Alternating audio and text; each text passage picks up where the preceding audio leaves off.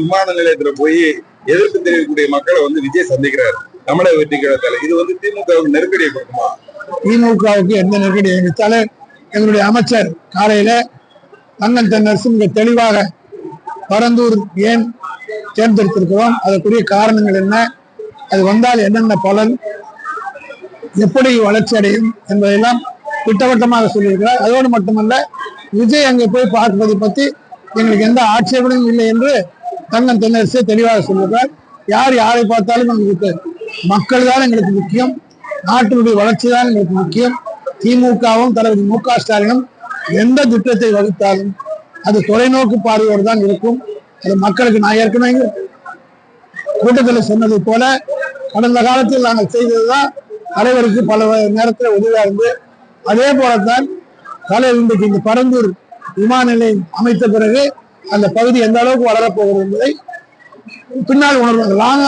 Long term முயற்சியாக இது பார்க்க வேண்டும்.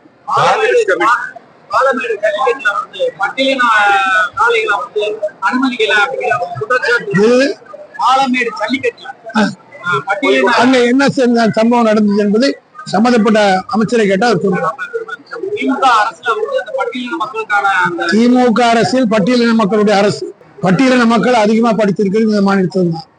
அது மட்டும் இல்ல, அந்த அருந்தியருக்கு ஒதுக்கீடு உள்ஒதுக்கீடு கொடுத்ததால் எவ்வளவு பேர் கல்லூரிக்கு போட்டிருக்கிறார்கள் தான் திட்டவட்டமாக புள்ளி விவரத்தோடு தெரிவிக்கப்பட்டது.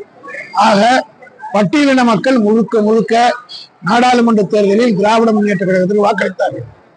இதை திசை திருப்புவதற்கு யாராவது முயற்சி பண்ணார்கள். ஆனால் அவர்கள் தெளிவாக இது கொண்டிருக்கிறார். பெண் டிஎஸ்பியே ஒரு டிஐஜி அவங்க ஆட்சியில கற்பழித்து பண்ணி கேஸ் கன்விக்ஷன் ஆயிருக்குது எடப்பாடி ஆட்சியில. இதான் நீங்க அவர் கேட்க மாட்டீங்களா? ஒரு எஸ்பி அம்மாவை இவங்க ஒரு என்ன அந்த பேரு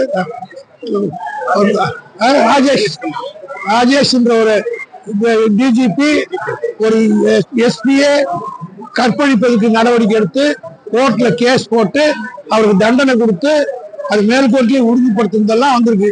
இதெல்லாம் யாருடைய ஆட்சியில் நடந்தது? இவர் பேசுறாரு எடப்பாடி, இவருடைய ஆட்சியில் தானே. இவருடைய ஆட்சி, இவர் முதலமைச்சர், போலீஸ் மந்திரியா இருக்க போதுன்னு ஒரு டிஜிபி போர் ஒரு எஸ்பியை மொலஸ்ட் பண்ணாரு. அதாவது சட்டம் ஒழுங்குக்காக சில நடவடிக்கை ஏற்படப்படும். அது திமுகவுக்கும் நாங்க ஆர்ப்பாட்டம் பண்ணோம், நானும் ஆர்ப்பாட்டத்தில் பேசினேன், என் மேலே கேஸ் போட்டிருக்கோம். அதனால சட்டம் ஒழுங்குக்காக போலீஸ்ல நடவடிக்கை எடுக்கும். அது எனக்கும் அப்படியாக விஜய்க்கு அப்படியாக. ஐயா, ஒரே ஒரு கேள்வி. தமிழக காங்கிரஸ் கமிட்டி தலைவர் வந்து வெற்றி கழகத்தினுடைய விஜயை வந்து கூட்டணி கலைச்சிருக்காரு. அதை பத்தி உங்களுடைய கருத்து? அதை பத்தி நான் எங்க கட்சிக்கு அதுக்கு சம்பந்தம். திருச்செந்தூர் கோவில்ல வந்து பக்தர்கள் வந்து நிக்க வச்சுட்டாங்க அப்படின்னு சொல்லி பக்தர்கள் கேட்டதுக்கு அமைச்சர் சேகர் பாபு வந்து திருப்பதியில எல்லாம் 24 நாள் நிக்கிறீங்க, இங்க நின்னா அப்படின்னு சொல்லி உண்மையில சொன்னாருன்னு சொல்லி அதுக்கு வந்து மன்னிப்பு கேட்கணும் அப்படின்னு சொல்லி அண்ணாமலை கேட்டிருக்காங்க. அதாவது சேகர் பாபு மாதிரி ஒரு ஆன்மீகவாதி யாரும் கிடையாது. வருஷத்துல 365 நாள்ல 300 நாளும் கோயிலுக்கு போற மாலை போட்டுக்கிற ஒரே பக்தர் அவர் தான். அவருக்கு போல ஒரு ஆன்மீகவாதி யாரும் கிடையாது.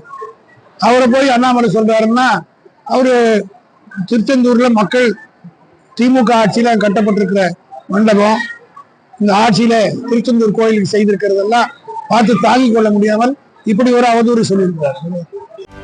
செய்திகளை உடனுக்குடனும் துல்லியமாகவும் தெரிந்து கொள்ள சப்ஸ்கிரைப் பண்ணுங்க.